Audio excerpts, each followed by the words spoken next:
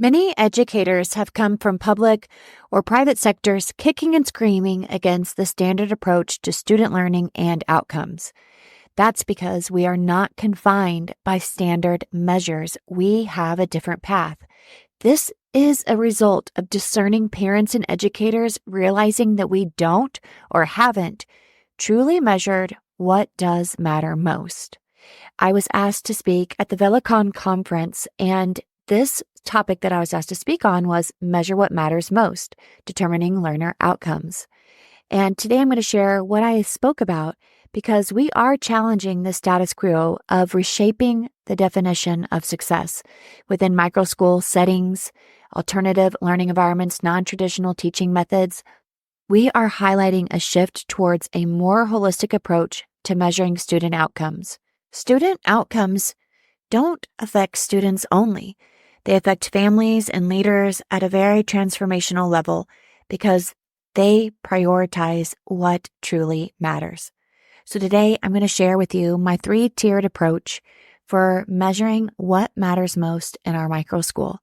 I hope that you're ready to take some notes because this is a topic that you can manage any way that you would like and use it any way that you would like, in addition to being able to change and challenge any new method that you have coming your way that does not coincide with your beliefs, your philosophy of education. Your dreams are about to take flight. Now is the time to cast aside your fears, your hesitations. No more waiting in the shadows. No more doubts holding you back. No more doing this alone. Your dreams are taking flight, and Microschool Masterminds is here to fuel your journey. It's your time. Your destiny awaits. We are about to soar together into a future of limitless possibilities. You are a microschool pioneer. It is with immense joy and excitement that I announce the grand opening of Microschool Masterminds that will not only help you to start your microschool, but grow your existing microschool by maximizing your time, optimizing your finances,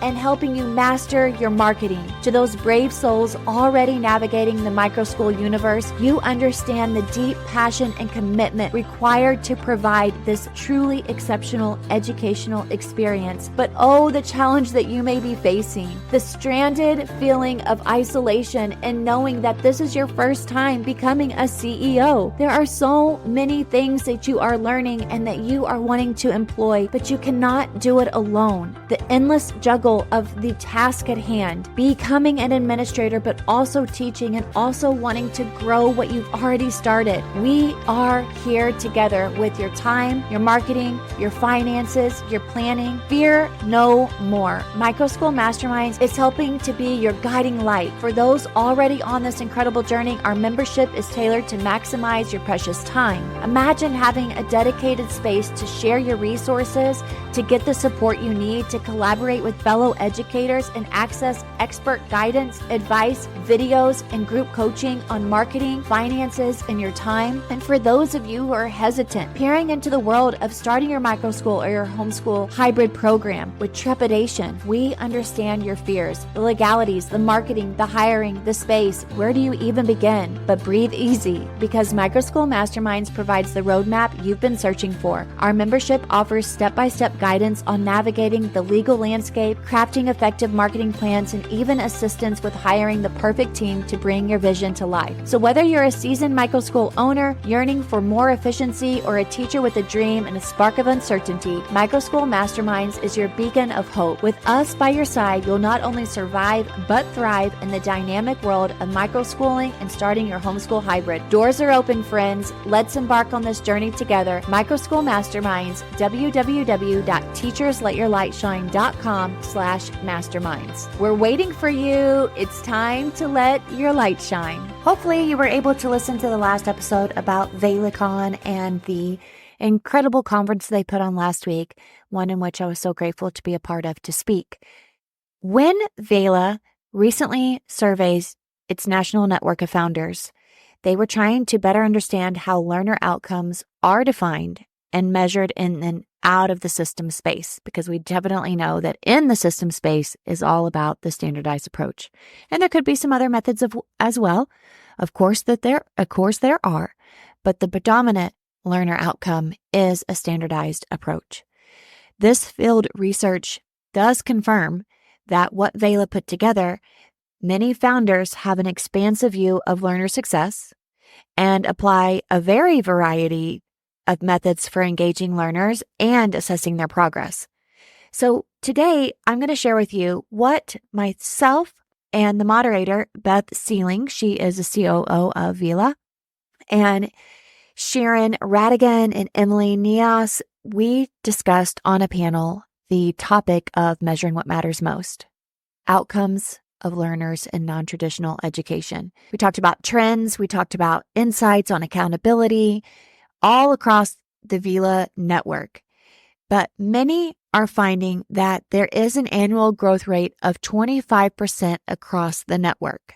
So we shared, myself and Sharon and Emily shared a variety of approaches that we use to ensure student learning is fulfilling its ultimate goal, which we know is to effectively meet the needs of learners and families that they serve.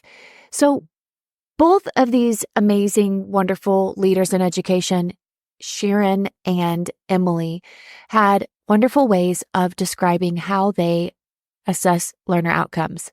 Now, Ms. Radigan, she is from the state of Florida, where I am as well.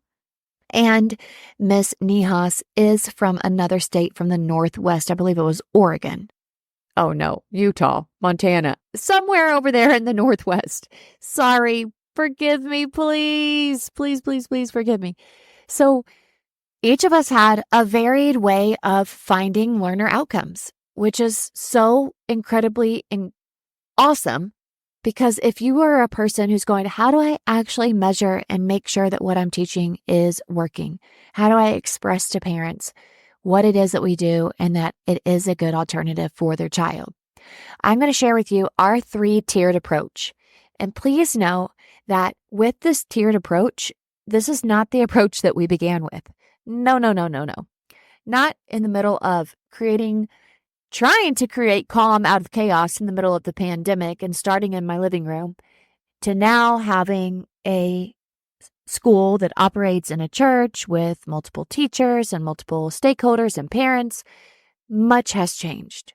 It looks much different in a good way, but I don't ever want anyone to feel as if this is what you need to start out doing. So as I tell you about our 3-tiered process, I want to also mention that this is up to you.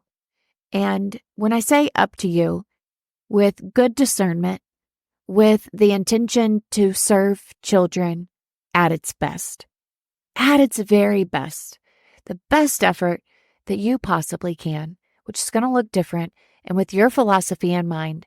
And as long as those who are counting on you, who are pouring into your services, as long as they believe it, I truly believe that's a win.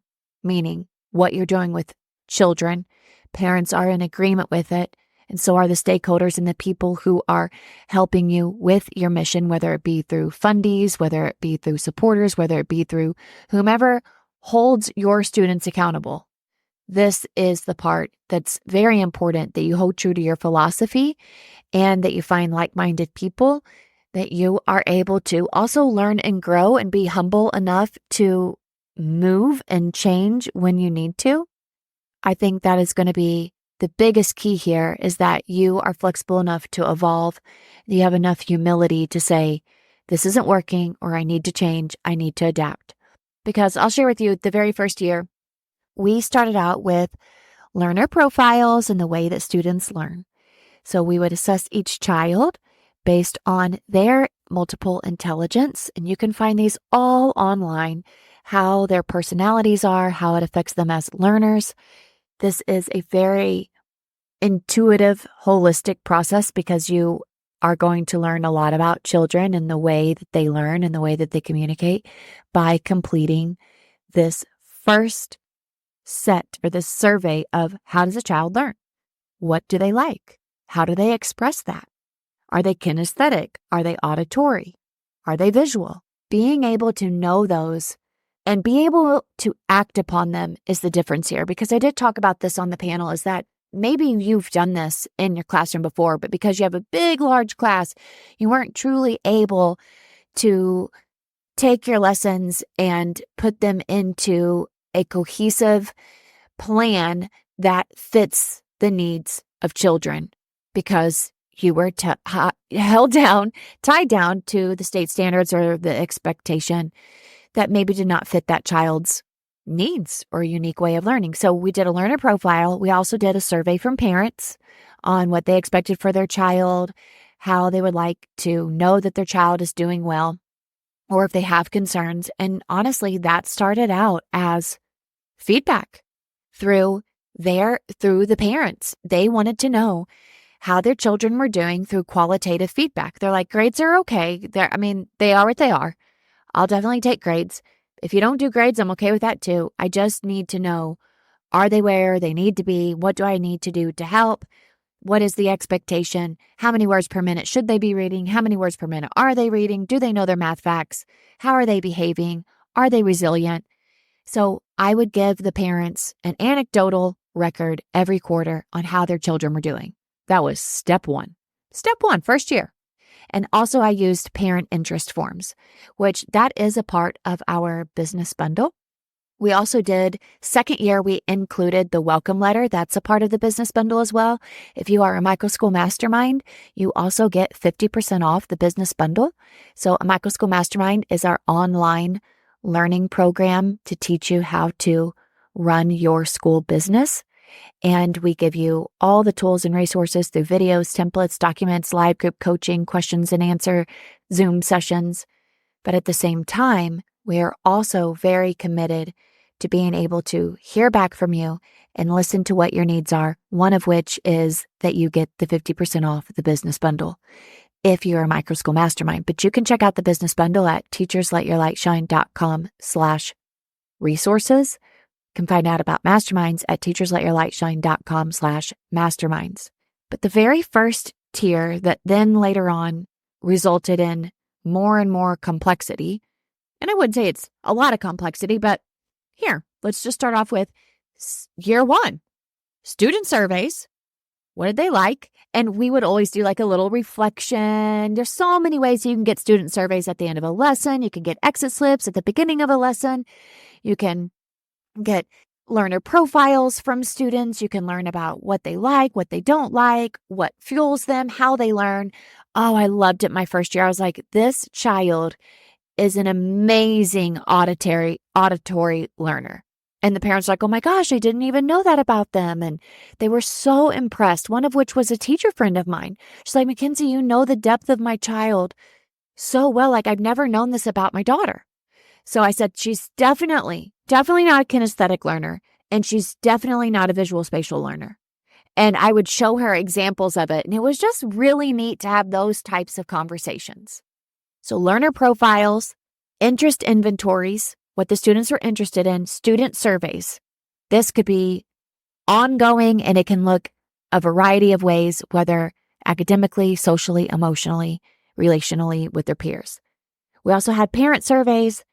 And of course, at the end of the year, I had parent-teacher conferences. So that was a way that I made sure we were hitting our students' needs at the very basic ground level. And our 3-tiered system revolves around students, families, and leadership. Students, families, and leadership. Now, it's also very important to know that we all have different models. So our model is a homeschool hybrid and microschool, where we offer academic instruction and enrichment, and parents can have a flexible opportunity to choose if they want their children to come 5, 4, 3, 2, or 1 days. Now, moving forward, we also, and of course, let me just interject here. First year, yes, I was giving formative assessments. Yes, I was doing end of the chapter reviews. I was doing teach, take a quiz, teach, take a quiz. And not necessarily like a paper quiz, but like, are you getting it? On whiteboards, markers, all of the informal and formal ways that you can take assessments. So I was always keeping track some way. But the next year, I went further. Started giving pre-assessments because our student growth came a little bit faster. So we started doing pre-assessments, some of which were from the curriculum that we purchased, some of which were from when I taught in public school. So it was phonics, fluency, comprehension, all of which I did have the first year, but I became more systematic with it year 2. We also started doing rubrics and projects.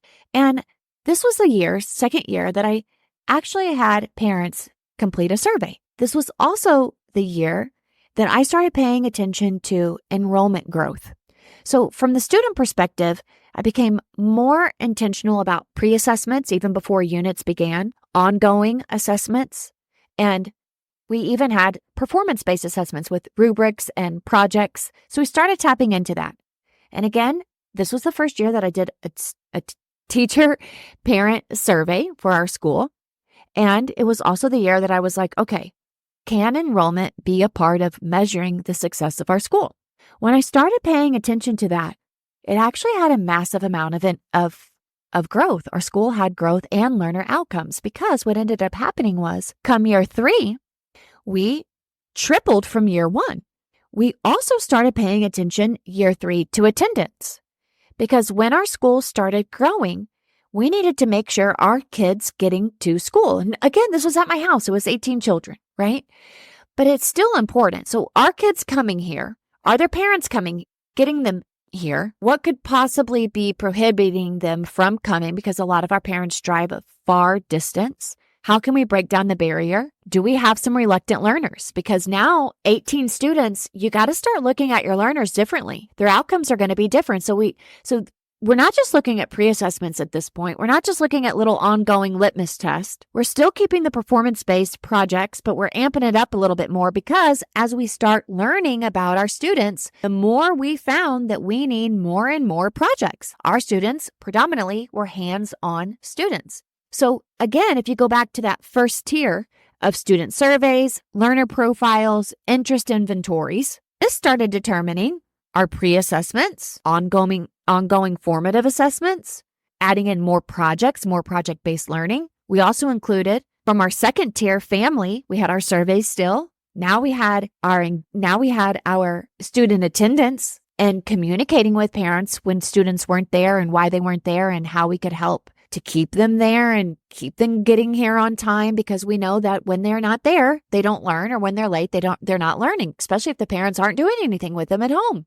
Now, this is not a prevalent behavior in microschools. However, it's still worth paying attention to. So we were also looking at, come year 3, for our third tier is leadership, enrollment growth, school climate, like all together. Now our school's really grown. Now we're going to be moving into a new location. What's the overall community climate? What's our retention rate? Are we keeping students? And we were. We've had an incredible retention rate, but we need to pay attention to what it was that was helping us to retain those students. So come year 3, we really started kicking it up a notch. We had very creative projects for students, a creative amount of projects too, performance-based activities and rubrics. We actually started reporting grades year 3, and we had standards-based a checklist. It was a little bit difficult with standards-based checklists and grades, because if they're not learning at their current grade level, you don't want to give a false indication of where the child is at. So for an example, with multi-age and multi-flexible grouping, if students are in 4th grade working at a 2nd grade level and they're getting an A in reading, that's misinformation if we're not comparing him or her to their age group. So they've got an A, but I do want you to know that they are 2 years behind. So those are the questions, the comments. These are the learning. How should we do it? And I never wanted to give grades, but because of the parent surveys, I found that this was important to parents. And if we're going to serve kids, and we're going to serve kids the way that is best for them and for their families, because remember, we're talking about learner outcomes that don't just affect kids, they affect the families, they affect leadership, we have to pay attention. We also started year 3 and moving into year 4, started looking at family engagement, because it absolutely positively impacts learner outcomes. So if our families weren't engaged, how are we going to retain our students as well? How is it going to help with a positive school climate? How are we able to get students to attend school on a regular basis, which again is not a problem. It's not a prevalent problem, but it is something for you to consider. And This was a year moving into year 3 and 4. Of course, we had our conferences with our students and our parents, but it was on a deeper level. There was a lot of social emotional learning that took place. We went from only 3rd and 4th and 5th grade getting grades to now 2nd graders getting grades. And all of this has been a built-on model. 3 tiers. First tier is students, surveys, profiles, inventories. There's 3 parts to this 3-tiered system too. If you look at, let's say, a grid of 9 tiles at the very bottom, there's 3 tiles in a row. Tile 1, 2, and 3 are all for students. Tile 1 is all about the student and who they are, surveys, profiles, inventories. The second tile, pre-assessments, ongoing assessments, performance-based. And I will mention that come year 4 is whenever we started some online assessments for math. And there was also Reading Eggs and Math Seeds that we started in our year 3. So Reading Eggs and Math Seeds is an online program that is an adaptive learning model. So from all of this, we started even including some adaptive learning models. We use the program Reading Eggs and Math Seeds, and we use the program Bottle, which we are going a little bit deeper next year with Singapore for math and Mr. D's Math for middle school, all of which have an adaptive learning program specifically for math. How did we get here? Knowing our students, knowing that they were all so different, and 3rd graders sitting in a classroom do not all need 3rd grade reading or writing or math instruction. Some need lower grades, some need higher grades. The second tile, as I mentioned, were pre-assessments, ongoing formative, performance-based assessments. And the 3rd tile of that row 1 is social emotional learning, performance-based exhibitions where the students were learning about Africa, then cooking about Africa, then giving a presentation about Africa, making poster boards of it. So it was a step above like an exhibition, a farmer's market. We learned about entrepreneurship and creating all sorts of incredible products based on your gifts and talents, and then marketing it, making money, learning how to market and earn money for our school. So those are all student-based. And if you go the second tier, that's family. 1 is surveys from beginning, middle, and end. 2 is attendance and making sure the barriers are broken down. And number 3 tile going across is engagement, which is how much are our parents engaged, even not necessarily in the school atmosphere, but even outside and helping students with their homework, with their activities. And then the 3rd level,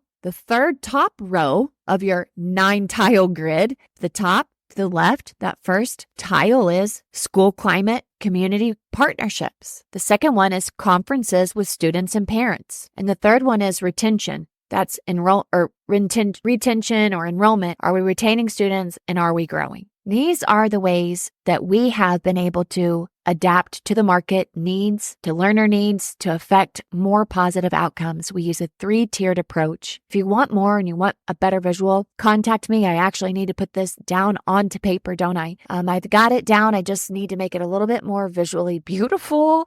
Not that I'm trying to be perfect. It's just, I think I can get the message out a little bit better with a better visual representation. So I'd love to share that with you. I definitely go deeper into things like this in our Microschool Masterminds. Definitely sign up. We're going into July when we're talking about systems and processes, and this is one. This is one system that we begin implementing, learner outcomes and monitoring. So I'm excited to share it with you. God bless you, and I pray that you have the discernment to measure what truly matters most for yourself, for your families, for your students, for your school, and as a leader. Your dreams are about to take flight. Now is the time to cast aside your fears, your hesitations. No more waiting in the shadows. No more doubts holding you back. No more doing this alone. Your dreams are taking flight, and Microschool Masterminds is here to fuel your journey. It's your time. Your destiny awaits. We are about to soar together into a future of limitless possibilities.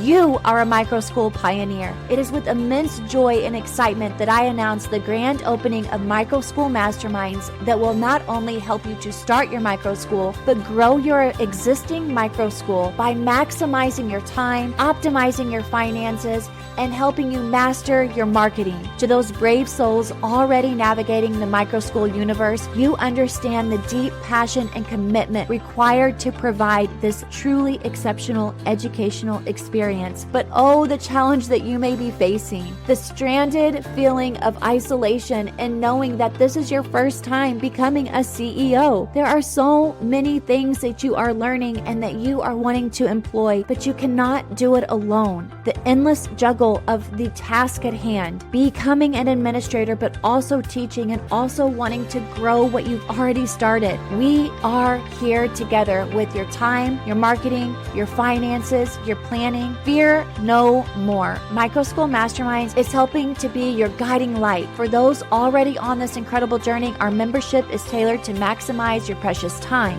Imagine having a dedicated space to share your resources, to get the support you need, to collaborate with fellow educators and access expert guidance, advice, videos, and group coaching on marketing, finances, and your time. And for those of you who are hesitant, peering into the world of starting your microschool or your homeschool hybrid program with trepidation, we understand your fears, the legalities, the marketing, the hiring, the space. Where do you even begin? But breathe easy, because Microschool Masterminds provides the roadmap you've been searching for. Our membership offers step-by-step guidance on navigating the legal landscape, crafting effective marketing plans, and even assistance with hiring the perfect team to bring your vision to life. So whether you're a seasoned microschool owner yearning for more efficiency or a teacher with a dream and a spark of uncertainty, Microschool Masterminds is your beacon of hope. With us by your side, you'll not only survive but thrive in the dynamic world of microschooling and starting your homeschool hybrid. Doors are open, friends. Let's embark on this journey together. Microschool Masterminds, www.teachersletyourlightshine.com/masterminds. We're waiting for you. It's time to let your light shine.